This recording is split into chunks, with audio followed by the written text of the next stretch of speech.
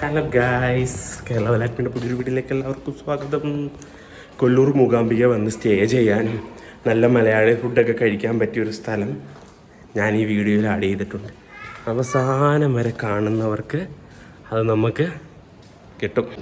ഞാനിപ്പോൾ നിൽക്കുന്നത് കൊല്ലൂർ മൂകാംബിക ക്ഷേത്രത്തിലാണ്. ഇവിടെ വന്നു കഴിഞ്ഞാൽ നമുക്ക് കേരളത്തിൽ ആഹാരം കഴിക്കണമെങ്കിൽ അത് ഈ അമ്പലം കണ്ടോ, അമ്പലത്തിൻ്റെ അവിടെ നിന്ന് നമുക്കിത് അമ്പലത്തിൻ്റെ തൊട്ടു ഫ്രണ്ടിൽ നിന്ന് താഴോട്ടൊരു പാലം കാണും. നമുക്കൊരു അടയാളം പറയാനാണെങ്കിൽ അമ്പലത്തിന് ഓപ്പോസിറ്റ് ഒരു ഇൻഫർമേഷൻ സെൻ്ററൊക്കെ ഉണ്ട്. അവിടുന്ന് നേരെ താഴോട്ട് ഒരു 100 മീറ്റർ പോകുമ്പോൾ അടിപൊളി ഒരു മലയാളി ഹോട്ടലുണ്ട്. ഈ നേരെ കാണുന്നത് ഒരു കാശിനും കൊള്ളത്തില്ല കേട്ടോ. അതും മലയാളത്തിൽ അച്ചടിച്ച് വെച്ചേക്കുന്നേ ഉള്ളൂ. ഫോട്ടോകളെല്ലാം മലയാളത്തിലാണ്. പക്ഷേ ഞങ്ങൾ താമസിക്കുന്നതുകൊണ്ട് അവിടെയാണ്. ഈ ഹോട്ടൽ കണ്ട് ഞങ്ങൾ ഒരു വട്ടം ഇവിടെ കയറി. ഫസ്റ്റ് ഞങ്ങൾ വന്നപ്പോൾ തന്നെ കൊല്ലൂർ കഫേ എന്ന് പറയുന്നൊരു കഫേ കയറി.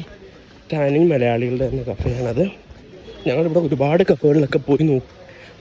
കഴിക്കാൻ തോന്നത്തില്ല നമുക്ക്. അതുപോലത്തെയാണ് നമുക്കിഷ്ടപ്പെട്ട നമ്മുടെ ആഹാരം മൂകാംബിക വന്ന് കഴിക്കണമെന്ന് തോന്നിക്കഴിഞ്ഞാൽ നമുക്ക് തീർച്ചയായിട്ടും ഈ കൊല്ലൂർ കഫേ വന്ന് കഴിക്കാവുന്നതാണ്. നല്ല കേരളത്തിലെ ചോറും പപ്പടവും സാമ്പാറും ഒക്കെ കൂട്ടി നല്ലൊരു ഊണും, അതുപോലെ തന്നെ രാവിലെ പുട്ടും കടലയും ദോശയും പൊറോട്ടയും എല്ലാം കിട്ടും.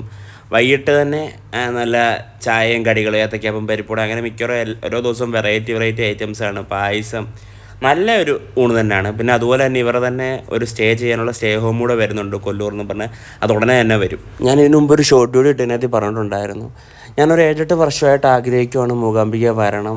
പക്ഷേ ഇവിടെ വന്നിപ്പോൾ തന്നെ ഒരുപാട് മലയാളികളുടെ കടയുണ്ട്. ഇവിടെ മുടിവെട്ടി കടയായാലും ഹോട്ടലായാലും, ഞാനിപ്പോൾ കാണിച്ചില്ല ഹോട്ടൽ, അതുപോലെ തന്നെ ഒരുപാട് നമുക്കിപ്പോൾ ഇവിടെ മലയാളികളുണ്ട്.